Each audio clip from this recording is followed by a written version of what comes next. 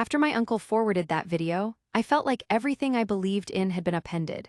It was them, my mom, dad, and brother Thomas, gathered at the kitchen table of our old house in Phoenix, gossiping about me as if I was some kind of nuisance. The usual Arizona sunlight poured in through the windows, creating a cozy atmosphere that felt like an insult to the cruel things they were saying. My mom expressed, her tone saturated with bitterness, "Lindsay only helps us because she feels obligated." She went on, "Considering all the sacrifices we made for her, covering the mortgage is really the bare minimum she can do." My brother Thomas jumped in with a sarcastic grin. "Totally, and she behaves like she's bestowing some massive kindness upon us. How ridiculous." What stung the most was my dad's silent confirmation. The very same man who had shown me how to ride a bike and guided me through my math problems just sat there, letting them belittle me. The recording was unsteady, obviously filmed covertly, but their statements were perfectly audible. I replayed it again and again. Each time I was hit with this weird combination of disbelief and understanding. For the last 4 years, my company, Divine Investments, LLC, has been making significant contributions to their mortgage payments. They assumed they were paying back a loan company, never bothering to examine the legal wording of the arrangement my financial planner put together. Each month, even though they griped about the small amount I was providing, they chipped in a bit while I took care of most of the bill. Just after that, my uncle Jason sent me a message, and it read, "Lindsay, you really had to see this." I simply couldn't keep my mouth shut any longer. This kind of stuff had been going on for months now. I was sitting in my home workspace, just looking at the financial reports that showed every payment I had personally made. Those figures told the whole story, with more than $200,000 having been put into ensuring they were living comfortably in that house. I should have been trembling because I was so mad, but instead my hands stayed perfectly still as I found the mortgage paperwork. I couldn't help but smile slightly as I remembered the option to purchase that my financial advisor had pressed me to include. "It's just in case," she had told me. Thinking about it now, I wonder if she somehow knew that something along these lines could potentially happen. The following bill was coming up in a couple of weeks. For the first time ever, I was certain about exactly what my next move would be. I grabbed my phone and composed a short message to my uncle. "Thanks for bringing this to my attention.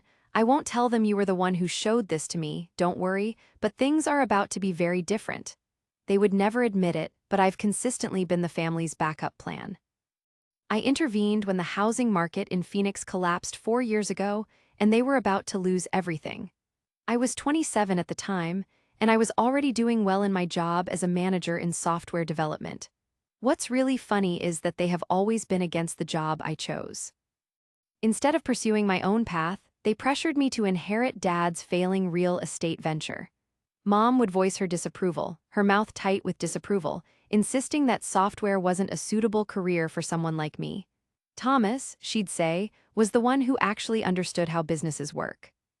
However, despite all that supposed business acumen, Thomas had almost run our family's company into the ground just a couple of years after taking the reins. When they were struggling to make ends meet, I reached out to my financial planner, Kate, for advice. She came up with a pretty ingenious plan. Was the solution to establish a limited liability company, acquire the property through it, and allow them to believe they were still interacting with a traditional lender? That way, I could shield myself from any legal issues while still lending a hand. At the time, it felt like the ideal solution. I could provide assistance without wounding their egos. This setup functioned pretty effectively. Their mortgage was now held by Divine Investments LLC, and I quietly augmented their monthly installments without their knowledge. They preserved their sense of self-respect, and I kept our family afloat. The only person who was aware of what was actually going on was my uncle Jason, who happened to overhear Kate and me discussing it during a family get-together. "Lindsay, you're way too nice to them," was his opinion. "They don't appreciate your generosity at all." Of course, I stood up for them. They are my family.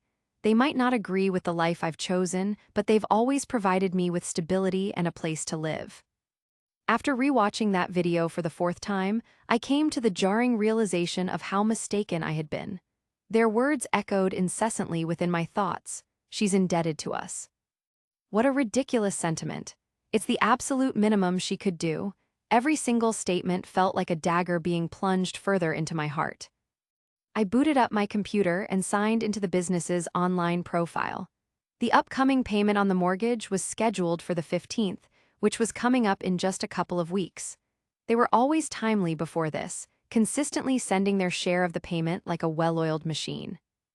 But understanding their true feelings now, I wasn't planning on paying the remaining balance this time around. They can experience the repercussions of being so unappreciative. They should have to handle things with the lender themselves.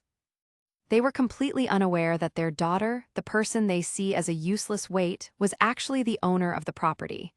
This idea made me grin. Occasionally, destiny needs a little help. The clip wasn't the only issue. My uncle Jason sent me more proof the following day. He sent captures of conversations from the family's messaging forum that I was purposefully left out of. They had set it up half a year ago, calling it family finances in a fitting manner. Every text felt like yet another act of disloyalty, even worse than the previous one. Thomas had written that Lindsay thinks she's something special with her job in the tech field. She barely contributes towards the housing costs while I'm here every single day managing Dad's company. The comment my mother left sent a chill down my spine. We ought to request that she provides more funds. She's unattached and doesn't have any children to care for. What else is she using her money on? After all that we gave up to raise her, she can't even properly help her family financially. I accessed my monetary data, my hands shaking just a bit as I figured out the sum. For the last 4 years, I had put in $267,843 for their home loan through Divine Investments, while they only came up with $52,157. They were under the impression that their $1,100 they sent to the bank each month was most of the mortgage payment. Little did they know, I was actually paying an extra $5,400 every month. My phone vibrated with an incoming text. It was a message from Mom. "Honey, would you be free to come over for supper this Sunday? We need to talk about something significant." I had a solid idea of what this something was all about. They were going to ask for even more cash, probably with some emotional tactics and guilt trips on the side. Just imagining myself sitting there, pretending I wasn't aware of their true feelings about me, made me feel sick to my stomach. I dialed Kate, my financial guru. "What choices do I have with that purchase agreement?" "I had a hunch you might ask," she responded, not sounding surprised whatsoever. "Do you recall that section we put in there? Should they fail to make a payment, Divine Investments has the right to immediately make use of the purchase option.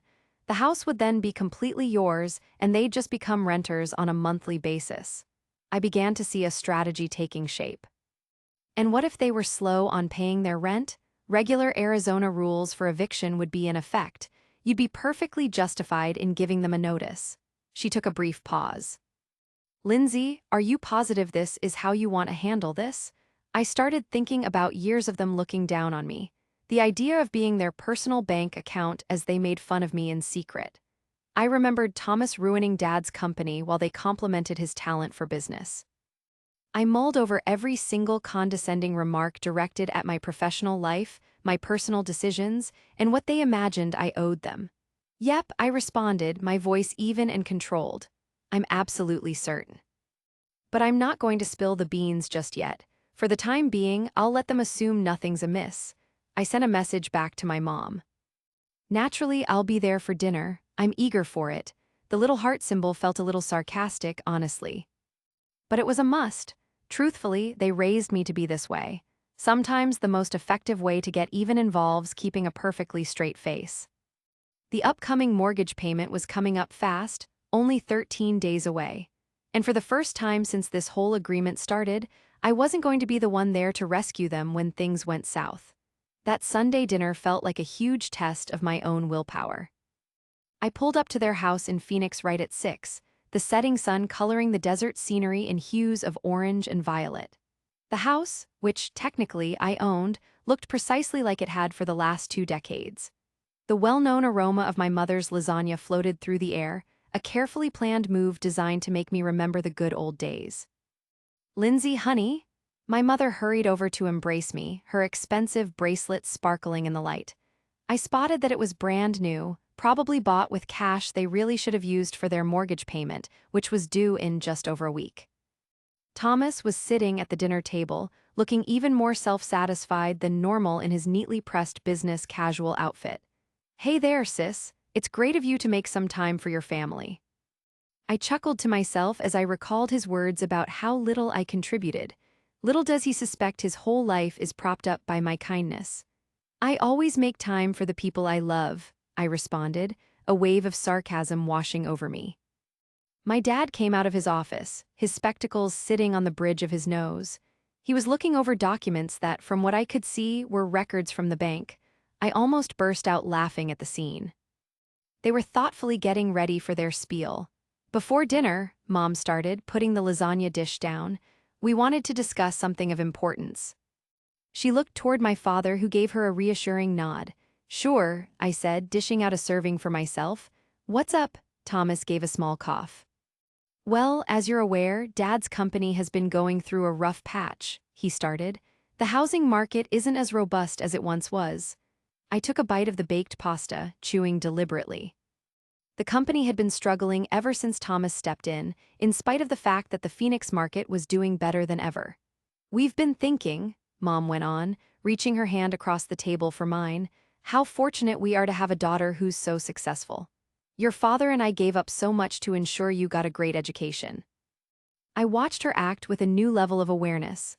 The light touch, the recollection of their sacrifices, everything was performed with such attention to detail. The weight of the mortgage payment had really started to get to him, my dad announced, his voice filled with that familiar air of authority that always made me feel like a kid again. "And with you being so successful in your, computer stuff."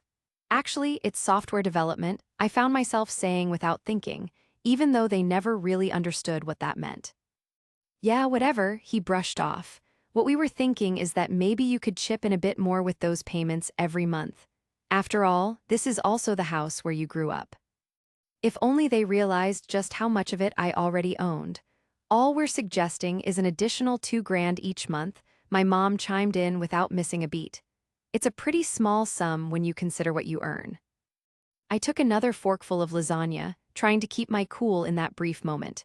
They expected another $2,000 from me when they were completely oblivious to the fact that I was already kicking in over $5,000. Their nerve was almost something to admire. "I'll give it some thought," I responded at last. My tone was flat. "Things are a little shaky at the moment." "Shaky?" Thomas scoffed derisively. "Come on, we're all aware that you're doing quite well. Unlike some of us who are actually putting in real effort to preserve this family's name." I grinned inwardly, picturing the alert their bank would send them when they didn't make their payment the following week. "You're absolutely correct, Thomas. I guess we occasionally get exactly what's coming to us." Once we finished eating, I told them I needed to use the restroom, but I intentionally took a little walk past my dad's office.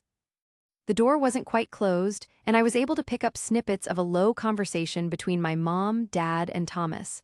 I halted, my heart hammering in my chest as their discussion floated towards me. "She's not going to be of any assistance," Thomas stated, a sharp edge in his tone. "Did you notice how she simply sat there, putting on airs with her tech wealth as our business faces hardship?" my father responded. "Hold on a bit," my father advised. "There is another possibility we can pursue. Remember those investment forms I located in her online storage space when she accessed our internet connection last month?" he queried. "Apparently, she has been concealing funds from us within an organization known as Divine Investments." A wave of dread washed over me. They had been poking around my digital belongings during my last stay. It had been careless of me to use their Wi-Fi without a virtual private network, and my cloud storage had updated on its own. "I did some research," my dad went on. "It's a registered limited liability company and it's thriving. She's been stashing away cash in that entity instead of lending a hand to her family." "We raised a viper," my mother's voice cut in. "We're going to provide her with a single additional opportunity to provide assistance of her own free will. If she still refuses, I will gently remind her of that occasion in college when she withdrew funds from your business account for her educational costs," my father warned. "She operated under the assumption that we were unaware of her actions, but we possess documentation. At that point, she will have no alternative but to support us."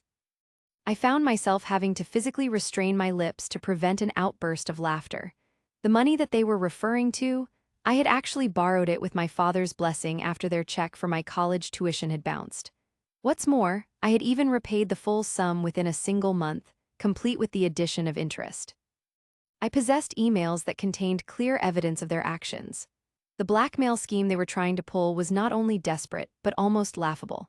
And if our initial plan falls flat, Thomas chimed in, we could contact the HR department where she works, maybe ask them about her state of mind, or even insinuate she has been using the company's assets for her own stuff. That would definitely get their attention focused. The nonchalant manner in which they considered ruining my professional life sent a chill right down to my bones. These individuals weren't true relatives at all.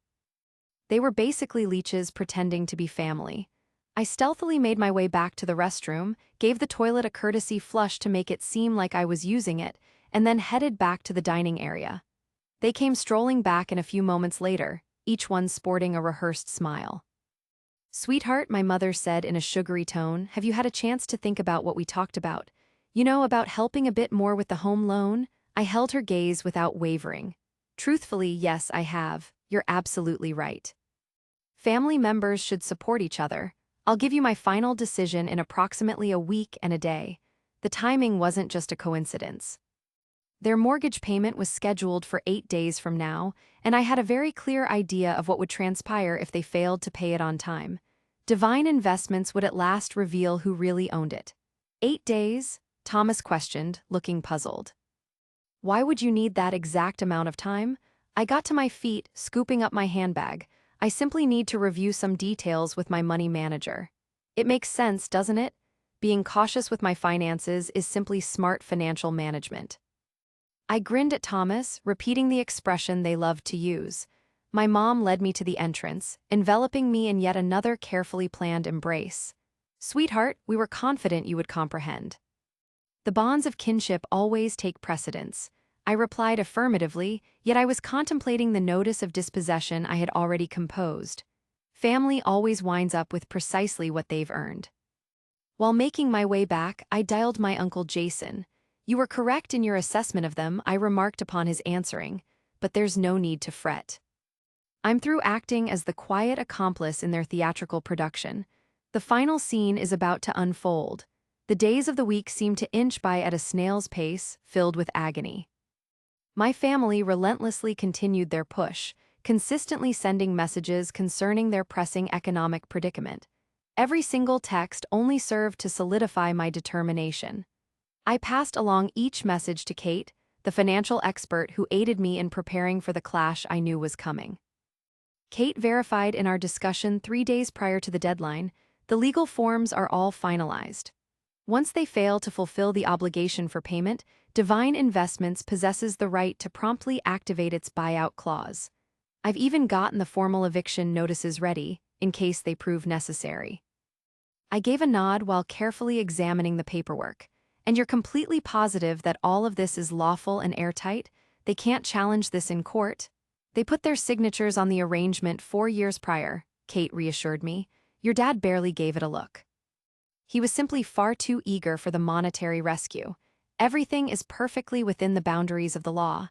Later that night, my brother initiated a move of his own. "Hey sis," his message began. "I was just having a chat with my buddy in tech staffing. I've been hearing rumors about a few firms conducting some downsizing. That must be a frightening situation for you. It's fortunate that you have family who can support you during this difficult time. On the subject of family, what about that assistance we talked about before?" The attempt to control me was so obvious it bordered on the absurd. I ended up showing my Uncle Jason the message over coffee the following morning. According to him, with a shake of his head, they never learn. "Your aunt and I have seen them try these kinds of tactics on everyone in our family, which is the main reason we created some distance between us a while ago.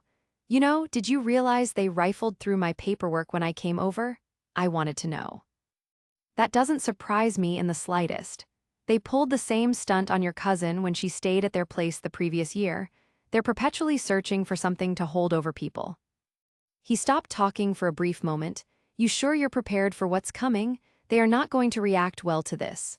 I considered the possibility of them contacting the HR department at my job, as they threatened. Their intentions to use blackmail against me, their years of accepting my generosity while making fun of me in private. I've made up my mind, I'm ready. They've made the choice they're going to live with. Now, they're going to have to deal with the effects of their actions. My mother got in touch with me 2 days prior to when the payment was expected. "Honey, we're waiting on your decision about helping out with the mortgage." She said, "Times are hard right now, and we need to have each other's backs as family." "Don't be concerned, Mom," I said in a calm voice. "The truth will be revealed before too long." Later that evening, I got an email directly from the bank the family used. Apparently, they'd tried to send money out of their account and over to Divine Investments, but it didn't go through because the payment was rejected. It turned out they were already in overdraft. I shared the email message with Kate, and "so it begins" was her reply. Should I kick things off tomorrow? I had been considering that lasagna supper. I kept picturing their self-satisfied expressions, just the way they were casually chatting about ruining everything I'd worked for. I couldn't stop thinking about all the years I'd been maneuvered, the continuous requests they made of me, how they were always so unappreciative, no matter what I did. Instead, I responded by writing back, "Let's hold off until the payment is definitively late." I wanted them to go about their business for the next couple of days, clueless about what was coming. They definitely taught me how to play the game. The key is all in the timing. I booted up my computer and started working on an email for the HR department at my job, laying out all the threats my relatives had been making, and attaching the proof that my Uncle Jason had managed to collect. It was better to anticipate what they might try to do. I could see the end coming, and I wasn't going to leave anything to fate. I told myself under my breath, sometimes, the greatest satisfaction comes from allowing people to deal with what they've brought on themselves. The day the payment was due passed. At precisely 9:00 a.m., the automated system for Divine Investments automatically sent out the standard notification of late payment. I kept my eye on my phone, patiently waiting for the call that was bound to come. It took all of 12 minutes. It was Lindsay, and my mother sounded like she was losing it. "There's a problem with our mortgage payment. The bank says we didn't pay, but that can't be right. We need you to fix this right away," I said back in a steady tone. "Actually, Divine Investments isn't a bank. It's an LLC, my LLC if we're being exact." The lack of any sound from her was almost unbearable. She finally asked in a low voice, "What?" "Read your email. You'll see a message explaining that because you didn't pay, Divine Investments is putting its option to buy into action. The place is officially under my ownership now. Your arrangement has been switched to a monthly basis as renters." This can't be real," she sputtered out. "It's no laughing matter. I've essentially been paying the lion's share of your mortgage for the past 4 years, all while you were making fun of me behind my back, labeling me a nuisance, scheming to extort me, and endangering my job. How did you find out?" Uncle Jason showed me the video. "He revealed everything to me. So, regarding your rental agreement, you'll need to make your initial payment within a month. It would be a good idea to begin searching for a new place to reside." Suddenly, my dad's voice interrupted. They had me on speakerphone. "You thankless, watch it," I interrupted him. "Is that the way to address your property owner? The official eviction notice is already prepared. Try not to make me deliver it ahead of schedule." I hung up and immediately blocked all of their contact information. Almost instantly, my inbox started overflowing with messages from their supporters, distant family members, and mutual acquaintances, telling me that I was acting heartlessly and that family is supposed to always forgive family. I deleted each and every one of them without bothering to read them. There are some debts for which forgiveness simply isn't enough. 3 months had passed, and I found myself standing inside the vacant home, the sound of my steps bouncing off the bare walls. My family finally vacated the premises the previous week, having been forced to relocate to a smaller apartment on the other side of the city. They attempted everything they could think of: intimidation, emotional manipulation, lawsuits. But ultimately, the paperwork held up without any loopholes. They were left with no other option than to face the truth. Thomas' efforts to get in touch with my company's HR had completely blown up in his face. Because I had taken the precaution of keeping records, and with the support of Uncle Jason's proof, his claims were immediately disregarded. Instead, His behavior was brought to the attention of the real estate board he belonged to, which resulted in an ethics inquiry that essentially destroyed his professional life. My mom tried one last time to pull the strings with a weepy voicemail message. She asked how I could possibly treat my own family like this. The explanation was straightforward. They had shown me the true meaning of family from their perspective, and I had finally accepted it. I wandered into the kitchen, the place where it had all begun, where they'd gathered around the table, calling me useless while I was the one covering their expenses. The situation's twisted humor wasn't something I missed. Later on, Uncle Jason and his wife would be here to assist in getting the house ready to be put on the market. All the money that came out of this would be used to create a foundation designed to provide assistance to individuals who have experienced financial exploitation. Maybe some positivity could be found within this, in the long run. A text message from Kate vibrated my phone. Their attorney just got in touch. They are at last going to sign the final documents. It's truly done now. I grinned as I gazed around the vacant house one final time. They had instructed me that family should be the priority, but they hadn't specified exactly which family. I decided to prioritize myself, and for the first time in ages, that felt absolutely correct.